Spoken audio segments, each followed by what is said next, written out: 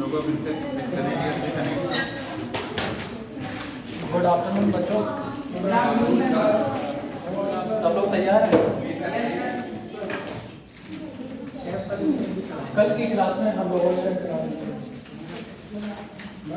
बात 3 के बारे में चर्चा की थी, जिसको हम मौलिक अधिकार कहते हैं, फंडामेंटल राइट। ये बेटा एक ऐसे अधिकार व्यक्ति को पैदा होते ही मिल जाते हैं। कैसे मिलते हैं? है ना, जन्म से ही मिलते हैं। हमारे संविधान में मौलिक अधिकार अमेरिका के संविधान से लिए गए थे। किस देश से लिए गए थे? अमेरिका के संविधान से लिए गए थे। अगर भाग की बात करेंगे तो भाग किस में चर्चा है इसकी? भाग 3 में इसकी चर्चा। अगर आर्टिकल की बात करेंगे तो 12 से 35 आर्टिकल में, ठीक है। जब हमारा संविधान बना था उस समय कितने प्रकार के मौलिक अधिकार थे?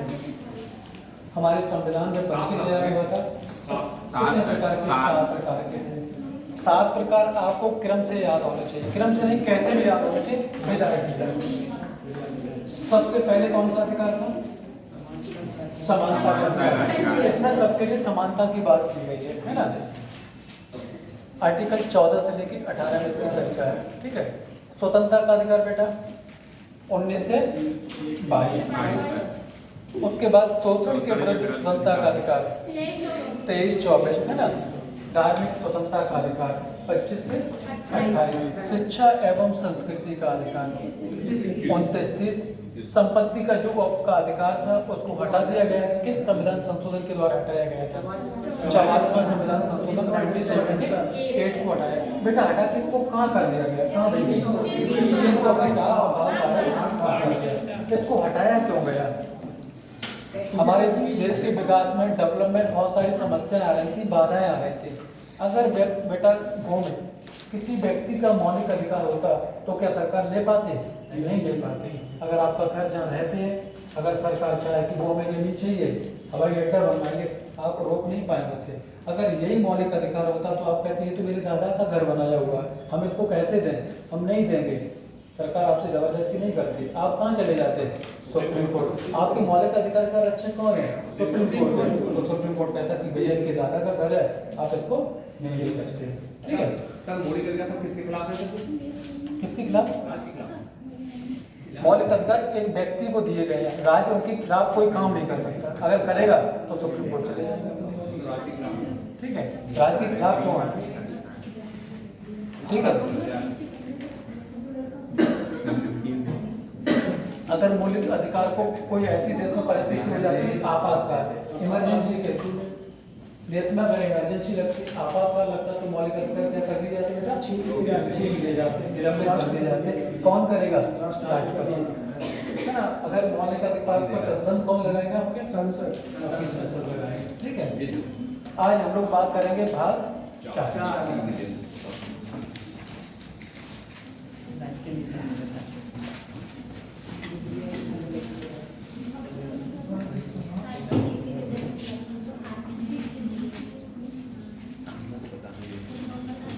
राज्य के नीति निर्देशक का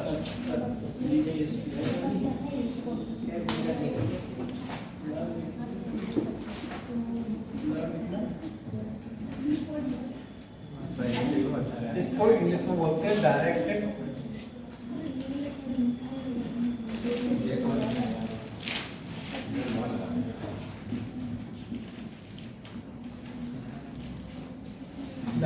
principle of state policy.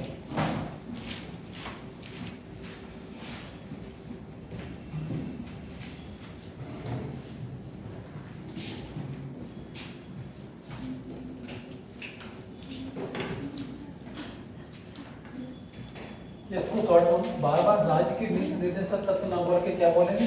GPSC बोलेंगे, ठीक है बेटा।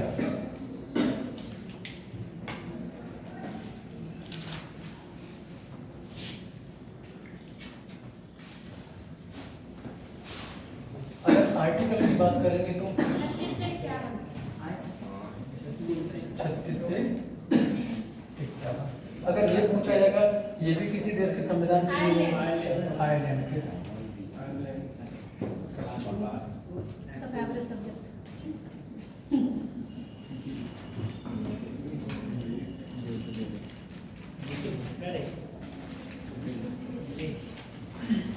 जब हमारा संविधान बन रहा था उस समय मौलिक अधिकार को दो भागों में बांट दिया गया था, एक मौलिक अधिकार और दूसरे राज्य के नीति निर्देशित तत्व। बैनिगल वो BN राव के द्वारा बांटा गया था।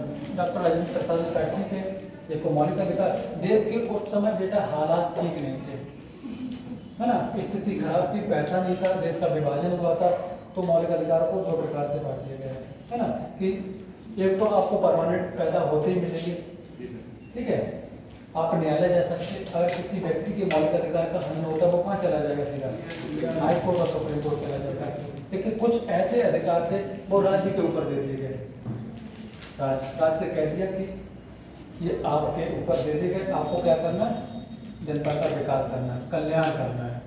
चीज़ों को समझ पा रहे या नहीं समझ पा रहे, समझ पा रहे, राज्य को सौंप दिए गए। हालात ठीक नहीं थे, बहुत सारी चीज़ें इसमें हैं, 36 से लेके 51 तक आर्टिकल 1 की चर्चा, एक आर्टिकल करें पढ़ेंगे, है ना। अगर राज्य आपको नहीं देता है तो आप क्या करेंगे, कहीं जाएंगे, किसी न्यायालय नहीं जाएंगे, आप फिर सरकार क्या करेगी, काम करे या ना करे, उसके ऊपर डिपेंड करता है। आपके पास बेटा सिर्फ एक अधिकार है जिसे हम मत देने का अधिकार कहते हैं। अगर कोई सरकार आपके खिलाफ काम करती, आपके लायक काम नहीं करती, आपकी वेलफेयर का काम नहीं करती, तो आप कहाँ चले जाएंगे, सुप्रीम कोर्ट चले जाएंगे, हाई कोर्ट चले जाएंगे, अगर मौलिक अधिकार का। लेकिन इसमें अगर 36 से 12 में कोई बात आएगी तो कहाँ चले जाएंगे, कहीं नहीं जाएंगे, बस चिल्लाएंगे, 5 साल बाद इंतजार करेंगे कि चलो मोदी ने अच्छा काम किया तो वोट दे दें, बार बार सरकार आ रही, कुछ ना कुछ तो अच्छा काम किया ही होगा, है ना, क्यों आ रही है। अगर नहीं आती तो उसको बदल देती, ठीक है।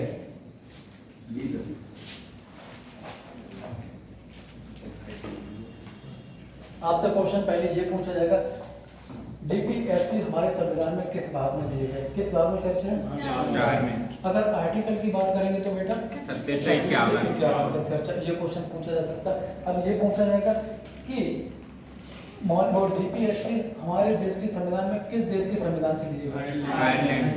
IAS में एक बार क्वेश्चन पूछा गया था, आयरलैंड में किस देश के संविधान से क्वेश्चन, आयरलैंड में भी किसी देश से लिया गया था, तो स्पेन से लिया गया था।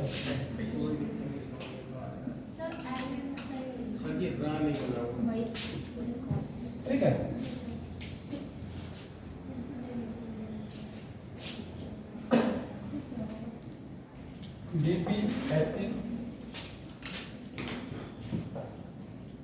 DPSP को यह एक ऐसा चेक है जिसका भुगतान बैंक की इच्छा के अनुसार होता है। KT साहब का स्टेटमेंट है, पूछा जाता है, यह एक ऐसा चेक है जो बैंक की इच्छा के अनुसार मिलता है। यह स्टेटमेंट किसका है, आपको ऑप्शन दे दिए जाएंगे, KT साहब और ग्रैंड ऑस्टिन और क्या बोलते हैं आपके अम्बेडकर जी होंगे, है ना, डॉक्टर राजेंद्र प्रसाद। ये स्टेटमेंट है, बहुत सारे हैं, DPSP हमें तो 10-20 पता है, अभी हम आपको बताएंगे, लेकिन ये स्टेटमेंट है।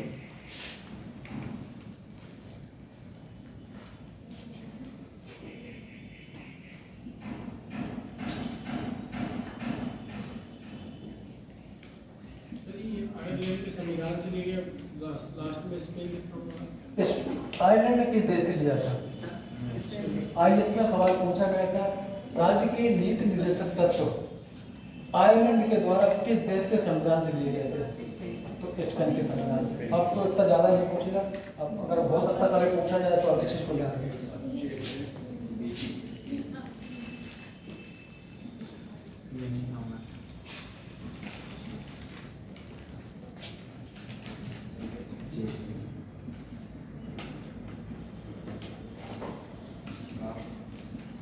जिसका भुगतान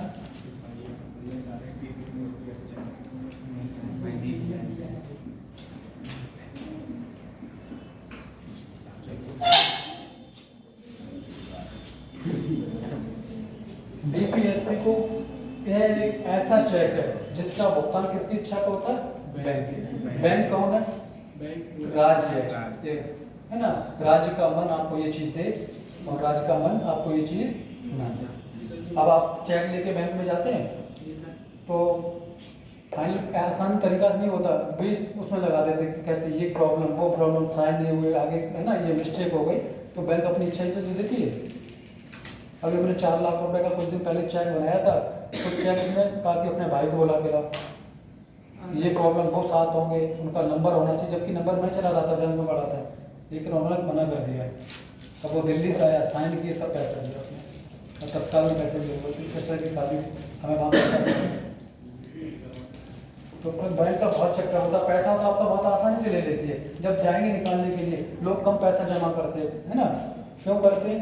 अगर आप बैंक में पैसा जमा कर दो, जमा करने के बाद जब जरूरत पड़ेगी टाइम पे पैसा नहीं मिलेगा, फिर आप आधार कार्ड लेके जाओ, पैन कार्ड लेके जाओ, ये प्रॉब्लम वो प्रॉब्लम, इससे ज़्यादा नहीं निकाल सकते, है ना? बहुत सारी समस्याएं आती हैं। ठीक है, ये किसके द्वारा कहा गया? केटी साहब के द्वारा।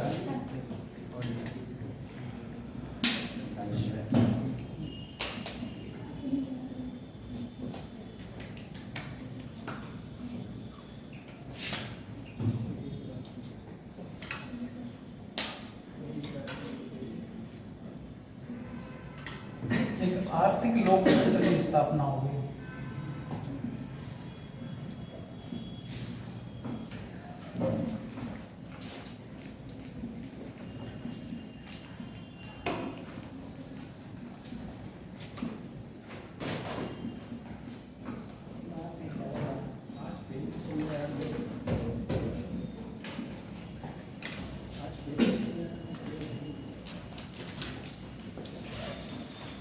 जीपीएसपी से आर्थिक लोकतंत्र की स्थापना की बात किसने की? डॉक्टर भीमराव अम्बेडकर। आयकर जैनी के द्वारा पवित्र इच्छाएं माना गया, नव वर्ष की शुभकामनाएं श्री नसीमुद्दीन के द्वारा कहा गया इसको। ये आर्थिक क्षेत्र में लोकतंत्र लाएगा के.एम. पटकर के द्वारा कहा गया, सामाजिक क्रांति लाएगा और ग्रैंड ऑस्टिन के द्वारा कहा गया। कई स्टेटमेंट नहीं पूछे जाते, आप एसएससी की तैयारी कर रहे हैं, कोई मतलब नहीं लिखने का, है ना? मंडे वगैरह। आर्थिक लोकतंत्र की स्थापना किसने की थी? डॉक्टर भीमराव। दो स्टेटमेंट है, एक ऐसा चेक है जो बैंक की इच्छा के अनुसार भुगतान किया जाता है, किसके द्वारा कहा गया था? केटी साहब के द्वारा। ठीक है,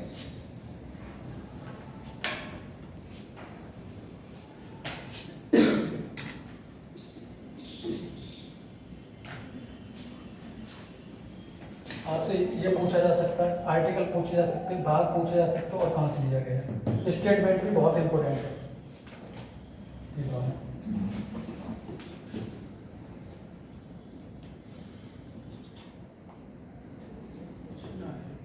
बता दो बेटा।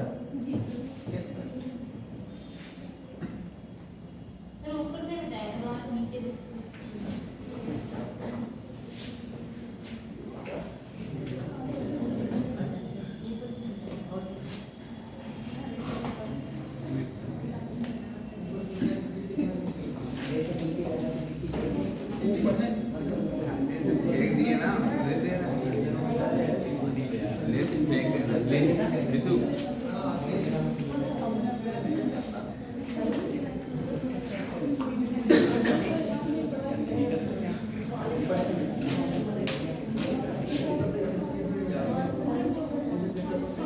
आर्टिकल 36 में राज्य की परिभाषा।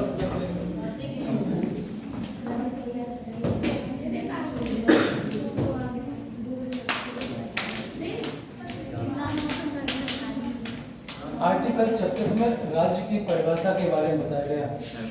आपने इससे पहले आर्टिकल 12 में पढ़ा था राज्य की परिभाषा। आर्टिकल 12 और 36 की सेम परिभाषा है। राज्य कौन होगा? केंद्र सरकार भी हो सकती, संसद हो सकती, विधानमंडल हो सकती, कोई स्थानीय निकाय हो सकता, कोई बोर्ड हो सकता है ना? तो वो कैसे कानून बनाएगा, अब एक एक करके बताएंगे आपको। ठीक है, इसमें राज शब्द को परिभाषित किया गया है। सच? राज शब्द को परिभाषित किया गया है। हाँ, राज्य की परिभाषा के बारे में बताया, मैं आपको 12 दिखा। ठीक है सर, इसमें डीपीएसपी की बताई थी परिभाषा। डीपीएसपी की? सर, इसमें डीपीएसपी की परिभाषा बताई थी। किसमें? इसी में सर। स्वयं परिभाषा है जो राज्य की है। ऐसे कानून नहीं, ऐसा काम करेगी, लोगों का क्या होना चाहिए? विकास होना चाहिए, हित होना चाहिए, कल्याण होना चाहिए।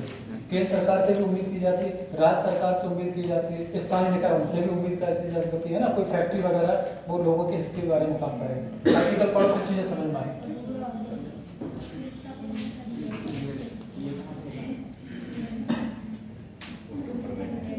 न्यायालय में परिवर्तन ही नहीं है।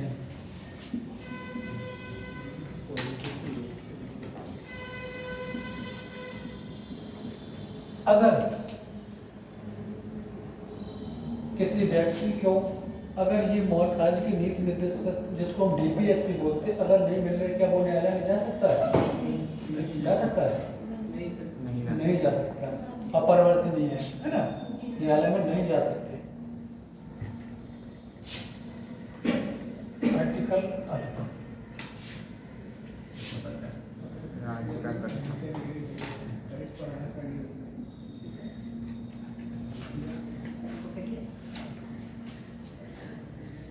राज्य लोक कल्याणकारी राज्य की स्थापना करें।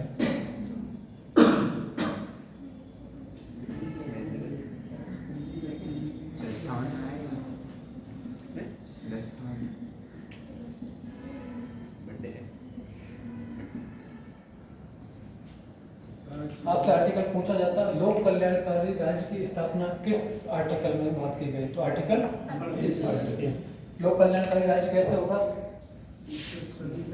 सामाजिक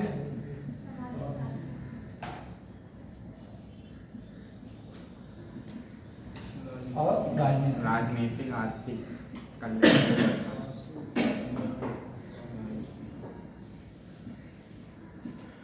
ये तीनों प्रकार के बेटा आपको न्याय मिल जाएंगे तो लोग राज्य कैसा हो जाएगा? लोक कल्याणकारी है ना।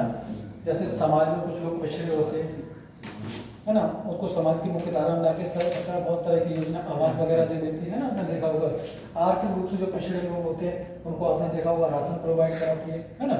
5 किलो जो चावल मिलते हैं है ना, गेहूँ मिलते हैं, इसी के अकॉर्डिंग मिलते हैं। आय की असमानता को दूर करता है। आय की असमानता को दूर करते हैं। ठीक है जी।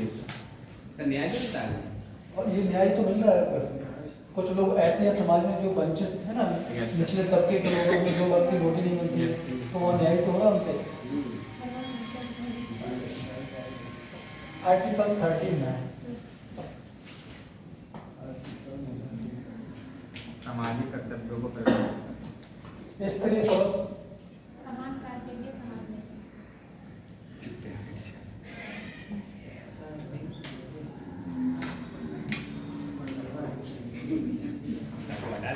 स्त्री को समान कार्य के लिए समान वेतन।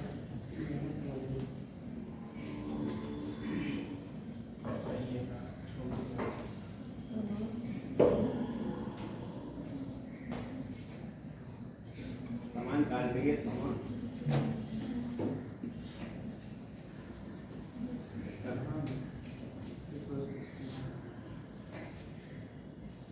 राज्य से ये उम्मीद की जाएगी चाहे स्त्री हो चाहे पुरुष, दोनों के लिए समान वेतन की बात की जाएगी। आपने देखा होगा टीचर अध्यापक सरकारी कॉलेज में चाहे लड़का पढ़ाता हो चाहे लड़की, दोनों को वेतन समान मिलता है। हालांकि कुछ ऐसे जो शिक्षा मित्र होते हैं जिनको संविदा पर रख लिया जाता है उनको वेतन नहीं दिया जाता है। अगर उनका ये मौलिक अधिकार होता कि स्त्री पुरुष के लिए समान कार्य के लिए समान वेतन, तो बेटा वो कहाँ चले जाते हैं? सुप्रीम कोर्ट चले जाते हैं, क्योंकि उनका मौलिक अधिकार है नहीं। ये राज्य के ऊपर छोड़ दिया गया है। राज्य के पास कर्मचारी कम है तो वो संविदा की वैकेंसी निकाल के है ना काम कराने के लोगों को नियुक्त कर सकते, अपना जो भी सैलरी कर दे 10,000 15,000 और क्या करें बोले कहीं जा नहीं सकते कि हमें अभी भैया वेतन बढ़ाओ। चिल्लाते रहेंगे, चिल्लाओ कब तक चिल्लाओगे? शिक्षा मित्र देखो कितना चिल्ला रहे हैं। आपके मिलने वाले होंगे 20 साल से ज़्यादा नौकरी करते होंगे, 11 महीने की सैलरी मिलती है ना, 10-11 हज़ार रुपये मिलता है। चिल्ला रहे हैं। सरकार के पास पैसे नहीं, सरकार क्या करे? अगर पैसा होता तो वो कर देती। सरकार की भी मजबूरी है। सरकार को बेटा बहुत सारे काम करने पड़ते हैं, स्वास्थ्य देखना पड़ता, शिक्षा देखना पड़ता। आप लोग फ्री पढ़ रहे हैं, पैसा कहाँ से आ रहा है? टैक्स का पैसा आ रहा है, बहुत खर्चा होता है, हर जिले में चलता है। जब पैसा बहुत सारे बच्चों को शिक्षा भी फ्री दे रहे हैं, राशन भी फ्री दे रहे हैं, स्वास्थ्य भी फ्री दे रहे हैं, तो पैसा कहाँ से आएगा? टैक्स है ना, इसी टैक्स के द्वारा पैसा आता तब सारे काम। अब सब लोग कहते हैं नौकरी निकालो नौकरी निकालो, नौकरी निकाल भी रहे हैं और काफ़ी वैकेंसी आ रही है। आप लोग तैयारी नहीं करें, तैयारी करो, नौकरी की चिंता ना करो। बहुत सारे बच्चों के मन में ये विचार रहता होगा कि वैकेंसी नहीं निकलती। अगर आज वैकेंसी निकाल दी जाए 1 लाख वैकेंसी तो अगर आप लोग सभी फॉर्म डालते हैं कोई सिलेक्शन नहीं ले पाएगा, क्योंकि आपकी तैयारी नहीं बेटा। आपको एक वैकेंसी से लेना देना है कि 1 लाख वैकेंसी से लेना देना है। जिस दिन आपकी तैयारी हो जाएगी, आपके पीछे पीछे नौकरी करते लेने आएगी आपकी, चलो आपकी ज़रूरत है मुझे। आपको क्या लगता है, तैयारी करने के बाद एक में सिलेक्शन नहीं होगा, अनेक में होगा। और तैयारी नहीं करोगे, कोचिंग कितना भी आओ 10 साल आते जाते रहोगे, सिलेक्शन नहीं होगा। मैं लिख के दे दूँगा इस चीज़ को, अगर आप सीरियस नहीं होंगे तो। जी सर।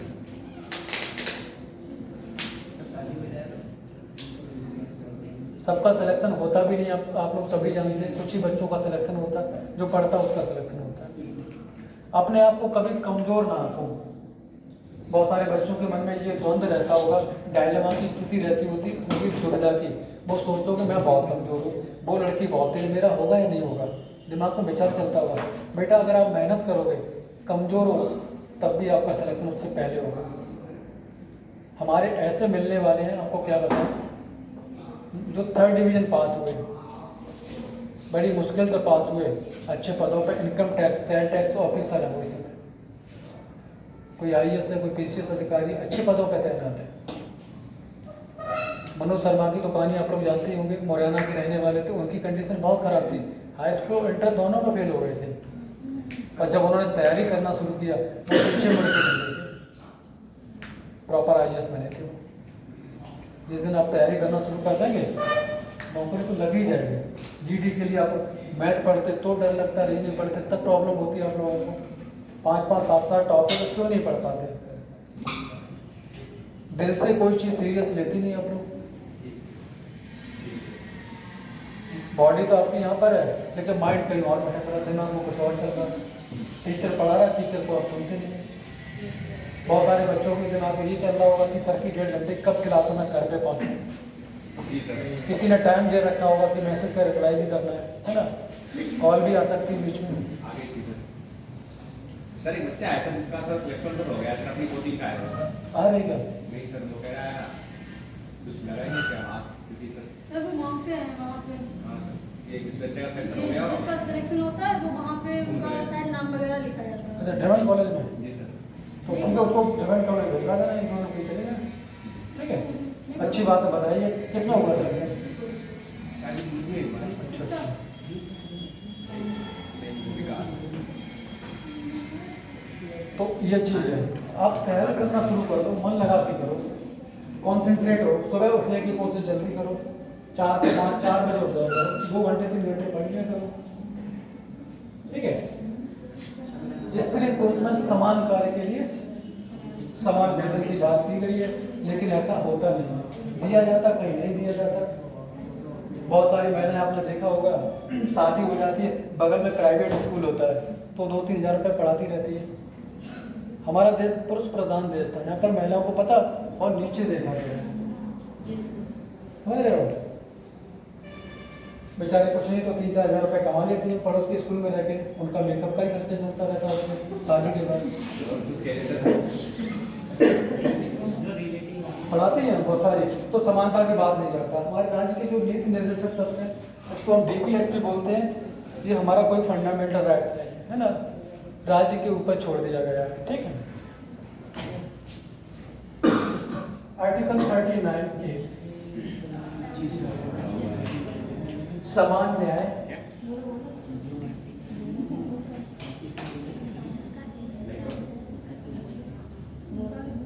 व निःशुल्क विधि सहायता। न्यायालय में मिल सकता है।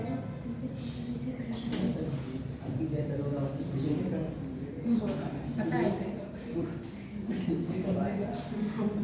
ये बेटा बाद में जोड़ा गया था 42वां संविधान संशोधन 1976। समान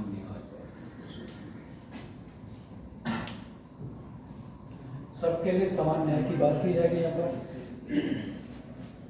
निःशुल्क विधि सहायता ये क्या है, राज्य से जो उम्मीद की जाती है, जैसे बहुत सारे गरीब होते हैं अपराधी है ना, जिनकी कोई सुनवाई करने वाला नहीं होता, पैसे नहीं होते, वकील नहीं करा पाते, तो वो जज साहब से बोल देते हैं कि हमारे पास पैसा नहीं है ना, हमारी कोई नहीं सुनवाई करेगा, जज साहब हमें सरकारी वकील प्रोवाइड करा दो।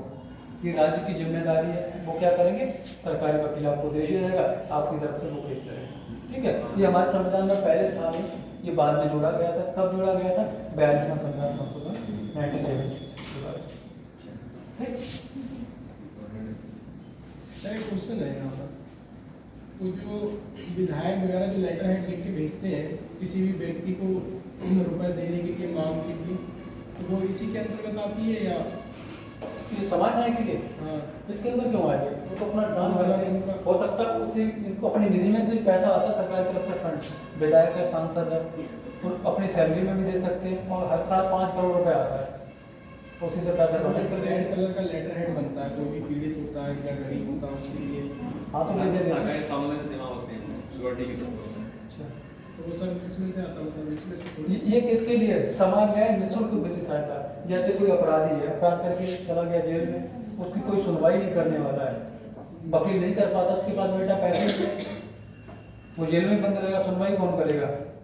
तो वो कहेगा जज साहब से कि भैया जज साहब हमें क्या दे दो, वकील सरकारी दे दो, हमारी सुनवाई करें, हम गरीब, हम नहीं कर पा रहे, इसलिए सक्षम नहीं है उसके लिए।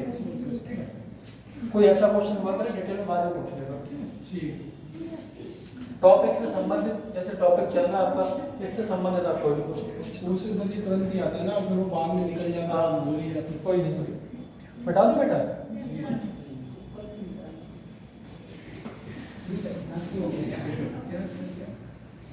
ऊपर से बिठा।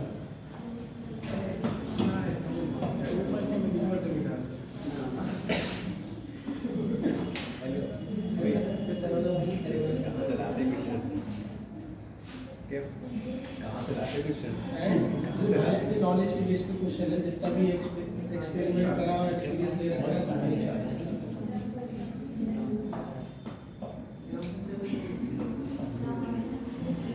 केस कर दो। आर्टिकल 40 से इंपॉर्टेंट है, पूछा जाता है ग्राम पंचायत का गठन। सर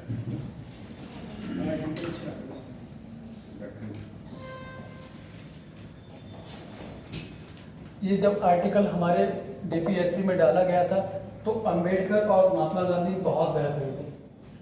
अंबेडकर साहब कह रहे थे कि ग्राम पंचायत नहीं होनी चाहिए, तो अंबेडकर कह रहे थे नहीं होनी चाहिए। अंबेडकर कह रहे थे कि भैया भ्रष्टाचार बहुत होगा, नीचे पैसा पहुंच ही नहीं पाएगा, विकास कैसे हो पाएगा। तो गांधी ने कहा होनी चाहिए। तब तक आ गए डॉक्टर राजेंद्र प्रसाद। तो डॉक्टर राजेंद्र प्रसाद ने कहा कि कोई बात नहीं, आप आपस में क्यों विवाद कर रहे हो, है ना, कोई नहीं, ये राज्य के ऊपर हम डाले दे रहे हैं, राज्य को जब ठीक लगे तब क्या करे, राज्य लागू करें, राज्य को ठीक ना लगे पड़ा हुआ है, क्या दिक्कत है, जरूरी क्या। तो डॉक्टर राजेंद्र प्रसाद के कहने पे आर्टिकल 40 में क्या डाल दिया गया, ग्राम पंचायत, ये डाल दिया गया, लागू नहीं हुआ। लागू कब हुआ? पढ़ा था, सरकार की तरफ से बहुत सारी योजनाएं आती रही, जैसे सामुदायिक विकास कार्यक्रम 1952 में स्टार्ट हुआ था। हमारा देश जब आज़ाद हुआ था, ब्रिटिश राज किया करते थे, उस समय गांव की आबादी 70% से ज़्यादा रहा करती थी गांव में। महात्मा गांधी की सोच थी, अगर गांव का विकास होगा तभी तो देश का विकास हो पाएगा, है ना, तभी होगा। वो उनकी दूरगामी सोच थी गांधी जी की। तो कोई बात नहीं, समय समय पर बहुत सारी योजना आई, जैसे सामुदायिक विकास कार्यक्रम, है ना, उसके बाद एक 53 और विकास योजना आई। तो देश का विकास हो नहीं पाया, समय समय पे योजना आती रही, ऊपर से पैसा आता था, नीचे जो जिलाधिकारी होते थे वो पैसा खा जाते थे, बंगला मिलता था, गाड़ी मिलती थी, वो क्यों गाँव में जाएंगे, विकास होगा या नहीं होगा, उन्हें क्या मतलब। काफ़ी दिन हो गए, नेहरू जी ने कहा कि देश का तो विकास हो ही नहीं रहा है, क्या करना चाहिए। तो फिर बलवंत राय मेहता कमेटी का गठन किया गया। किस कमेटी का? उनने जो पंचायत पढ़ाई, हल्का फुल्का इस आर्टिकल के बारे में बताया, डिटेल में बताएंगे। तो कहा कि भैया गांव का विकास ऐसे नहीं होगा, एक त्रिस्तरीय ढांचा बनाया जाए, जिला स्तर पे, ब्लॉक स्तर पे और ग्राम स्तर पे। ठीक है, समय समय पे मांग करते रहे, कोई बात नहीं। फिर उसके बाद अशोक मेहता समिति आई, उन्होंने 2 स्तर बताए, है ना, ML सिंघवी समिति आई, और तरह तरह की समितियाँ हैं, हम इसको आगे डिटेल में बताएंगे। ठीक है, हमारे पंचायत का गठन किसके द्वारा हुआ था? बलवंत राय समिति के द्वारा, है ना। उसने 3 स्तर बताए। 73वां संविधान संशोधन हुआ, 73-74 दोनों साथ साथ हुए थे, तब इसको ग्राम पंचायत का क्या कर दिया गया? संवैधानिक दर्जा मिला। ठीक है, उस समय कुछ नहीं पढ़ा था, बस एक आर्टिकल है। आगे जब भाग 9 पढ़ाएंगे वहाँ डिटेल में इसकी हम चर्चा करेंगे। ठीक है,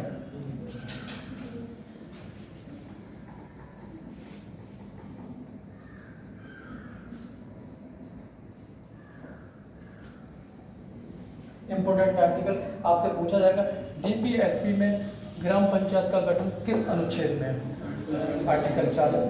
ठीक है, आर्टिकल दे दिया जाए अनुच्छेद 40, 42, 45, आगे को आपको दे दिया जाएगा। ये सारी चीज़ें आपको वहाँ पे लगाना होगा। यहाँ से क्वेश्चन पूछे जाते हैं। आप कोई परीक्षा देंगे, पीसीएस देंगे और वनडे एग्जाम देंगे, मौलिक अधिकार और राज्य की नीति निर्देशित तत्व, 2 से 3 क्वेश्चन हमेशा मिलेंगे आपको। एक एक आर्टिकल क्यों पढ़ा रहे हैं? यहाँ से बेटा पूछे जाते हैं।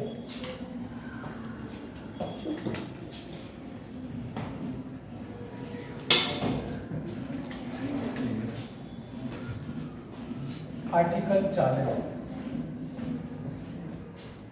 रोजगार का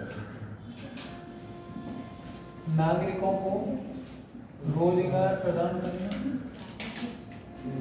क्योंकि ये आपने गठन नहीं बताया, ग्राम पंचायत को गठन नहीं बताया। गठन कब हुआ था सर? वो नहीं बताया। पहला राज्य राजस्थान था। नहीं सर, ग्राम पंचायतों को गठन नहीं बताया आपने, कब हुआ था? सबसे पहले लागू हुआ था राजस्थान में 2 अक्टूबर 1959 को, उसके बाद आंध्र प्रदेश हुआ। हम डिटेल में पढ़ाएंगे, आर्टिकल लिख लो, अभी कोई मतलब नहीं है। ठीक है, संवैधानिक दर्जा कब मिला था? भाग 9 में दिया गया, सारी चीजें पढ़ा। आप परेशान क्यों? नागरिकों को रोजगार प्रदान करना।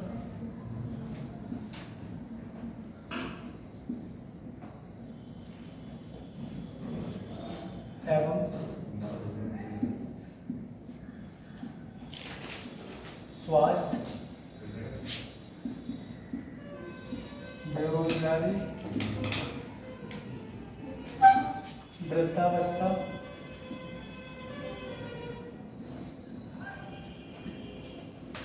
विकलांगता,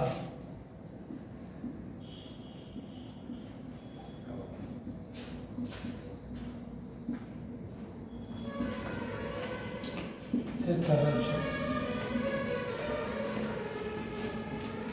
कहीं भी आपने देखा होगा कुछ दशाओं में सरकारी सहायता प्रदान करना, सीधा सीधा आर्टिकल लिखा होता है, लेकिन हमने आपको क्या लिखा? नागरिकों को। आप लोग नौकरी की तैयारी करते हैं, राज्य किस आर्टिकल के द्वारा आपको नौकरियां देगी?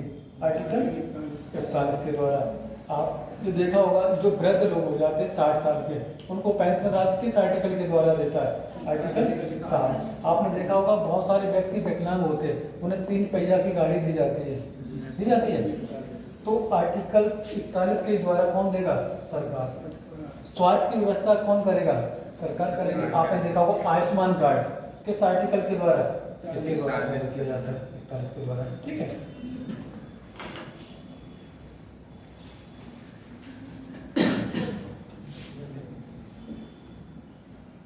आर्टिकल 42 न्यूनतम मजदूरी,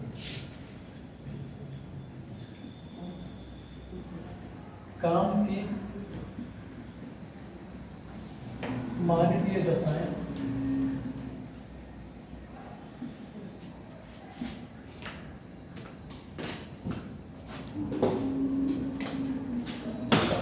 न्याय संगत व न्याय संगत और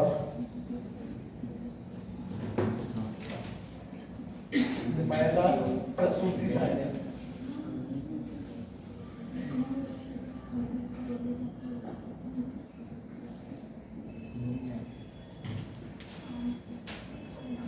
आर्टिकल 42 में काम की मानवीय दशाओं के बारे में बताया गया है।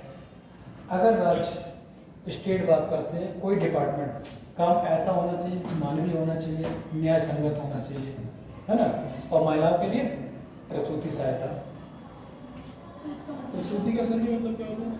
बताएंगे पूरा आर्टिकल डिटेल लिख लिया आप लोगों खाली ने? प्रसूति देखो मिनिमम डेज जब महिला डिलीवरी का टाइम होता है बच्चा पैदा होता है। हाँ, अब डिटेल पूरा बता रहे जैसे काम की मानवीय दशा, अगर आपसे कोई काम ले रहा है काम का एक टाइम टेबल होना चाहिए, है ना, ये नहीं कि मनमानी तरीके से आपसे काम करवाया जाए।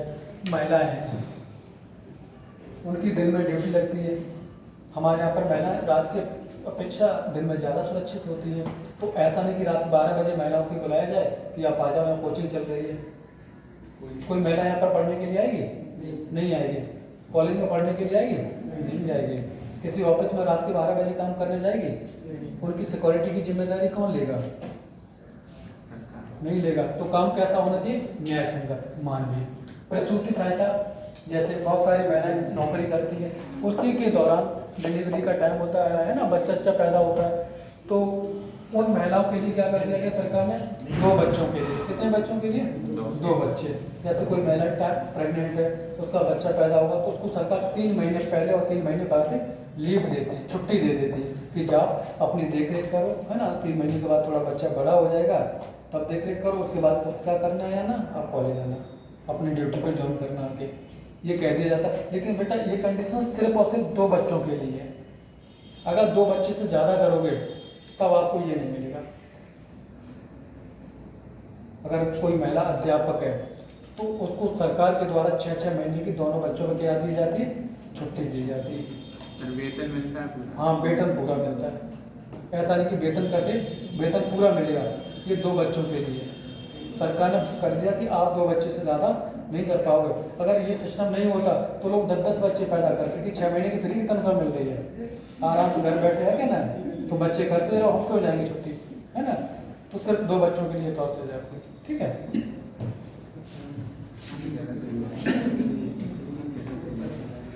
आर्टिकल 43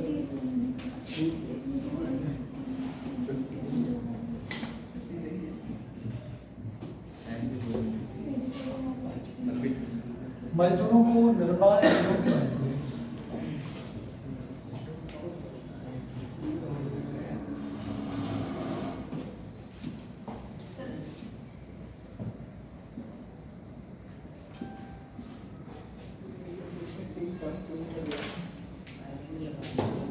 कोई भी मजदूर काम करने जा रहा है या कोई काम करा रहा है ना, राज्य में कोई भी आ सकता, कोई फैक्ट्री आ सकती है ना, कुछ भी आ सकता है। ये नहीं कि केंद्र सरकार, राज्य सरकार, कोई स्थानीय निकाय काम कर रहा, उनको इतना पैसा दे दो, उनका घर परिवार चल रहा है।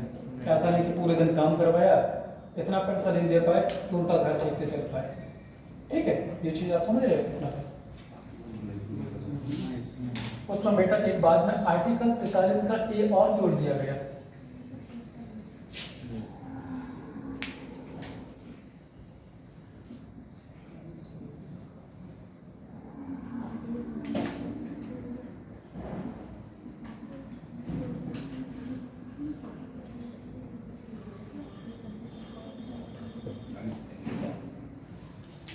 उद्योगों में मजदूरों की भागीदारी, बड़ी बड़ी कंपनियां है ना, उसमें मजदूर काम करते हैं, है ना, बड़े बड़े पदों पर तैनात ऑफिसर वगैरह होते हैं।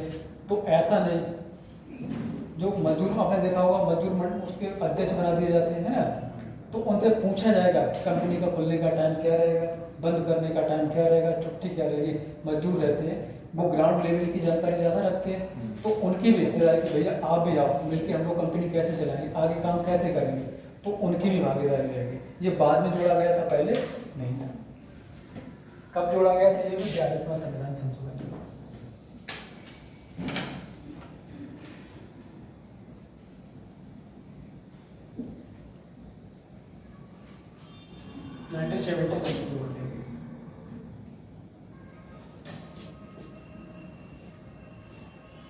एक और आर्टिकल जोड़ा गया 43 का,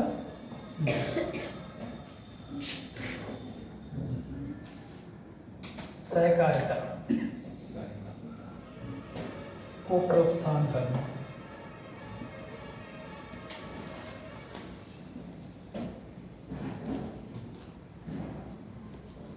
ये जोड़ा गया था 97वां संविधान संशोधन।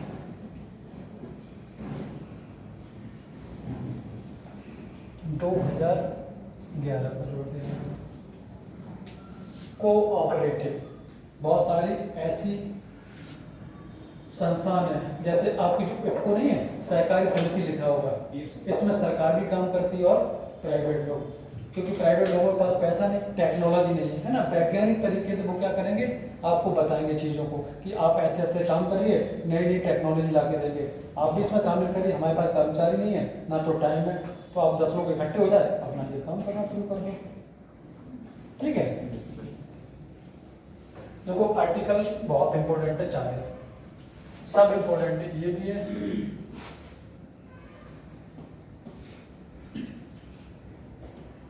समझ में आ रहा है आप लोगों को? सर यहाँ पे जो उद्योग है वो सरकारी होता है।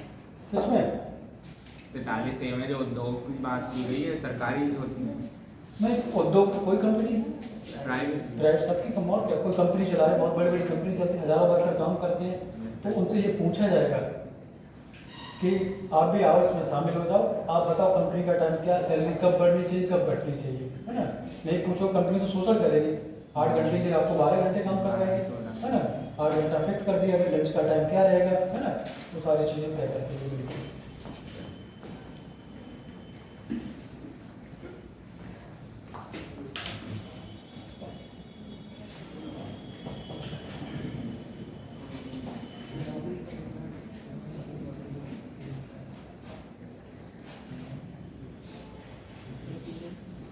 विधवा पेंशन चलती है सरकार के द्वारा, राज्य सरकार के द्वारा दी जाती है, किस आर्टिकल के द्वारा दी जाएगी, आर्टिकल के द्वारा, है ना। जो भी पेंशन है, बुढ़ों को पेंशन दी जाती है 60 साल के बाद, विधवा पेंशन, सारी व्यवस्था कहाँ पर, आर्टिकल के द्वारा। ठीक है, आप लोगों को रोजगार की जरूरत है, नौकरी की जरूरत है, आप मांग रहे हैं सरकार से, सरकार दे नहीं पा रही, सरकार के पास पैसा नहीं, सरकार यही तो कहती नहीं है, लेकिन इसीलिए नहीं दे पा रही। अगर फंड होता तो वो नौकरी बहुत सारी निकाल रही होती, तो सबको नौकरी दे देती। अगर नौकरी नहीं दी आपको, आप क्या करेंगे सरकार के लिए, हम आपसे पूछना चाह रहे हैं। क्या सुप्रीम कोर्ट जा सकते हैं, हाई कोर्ट जा सकते हैं, कहीं नहीं जा सकते, बस चिल्ला सकते हैं। आर्टिकल 37 में पहले ही कह दिया गया, क्या कहा गया, न्यायालय में परिवर्तनीय नहीं है, वाद योग नहीं, आप न्यायालय नहीं जा सकते, कहीं नहीं जा सकते। जब 5 साल बाद अगर चुनाव होगा, आपके पास वोट है, सबसे बड़ी पावर, तब आप सरकार को बदल सकते। अगर आपके लिए अच्छा काम किया तो दोबारा चुन दें, अगर नहीं किया, सरकार ठीक है, कोई सरकार खराब नहीं होती, जो निचले स्तर के कर्मचारी होते वो खराब होते हैं। जो भी सरकार खराब होनी, बहुत अच्छी सरकार है, भ्रष्टाचार है ना। और क्या, अब नीचे मान लो तुम्हारे क्षेत्र का विधायक हो गया, बहुत सारे पैसे आते बेटा उसकी निधि में, अपना महल बनवाएंगे, गाड़ी से चलेंगे, है ना, बड़ी बड़ी गाड़ियां ले लेते। योगी की बेचारे की गलती क्या है, सरकार की कोई गलती नहीं, कोई मतलब नहीं, वो डेवलप करते हैं, बस मोदी के नाम से जीत रहे हैं। सर पेपर वगैरह लीक होते हैं तो कौन से आर्टिकल में होता है? तो वो पेपर लीक हो रहे, आर्टिकल लीक कौन सा होगा, मतलब आर्टिकल नहीं सर, जैसे पेपर वगैरह लीक हो जाते हैं तो हम सुप्रीम कोर्ट जा सकते हैं। पेपर लीक का सुप्रीम कोर्ट, हाई कोर्ट जा सकते हैं अपना, वो मौलिक अधिकार थोड़ी, पेपर की कोई चर्चा की गई है। स्वतंत्रता का अधिकार लीक की बात है तो 19 में आ जाएगा ये चीज, आपका अधिकार नहीं लीक होना चाहिए।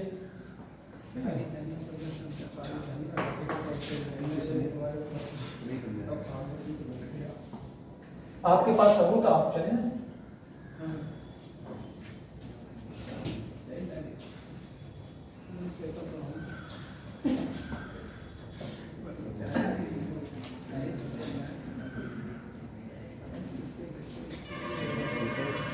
आर्टिकल 44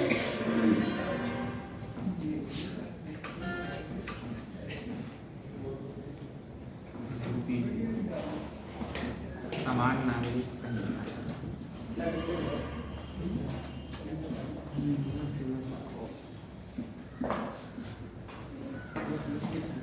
इसको यूसीसी बोलते हैं, यूनिफॉर्म सिविल कोड। जल्दी लागू होगा। उत्तराखंड में लागू हुआ था 25 जनवरी 2025, इसी से लागू हुआ था। बताए पूरे डिटेल में।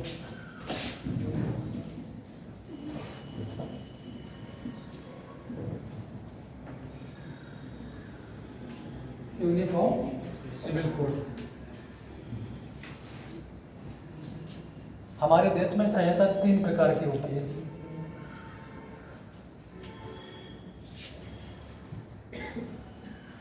एक होती है आचार संहिता। आचार संहिता को कितने बच्चे जानते हैं?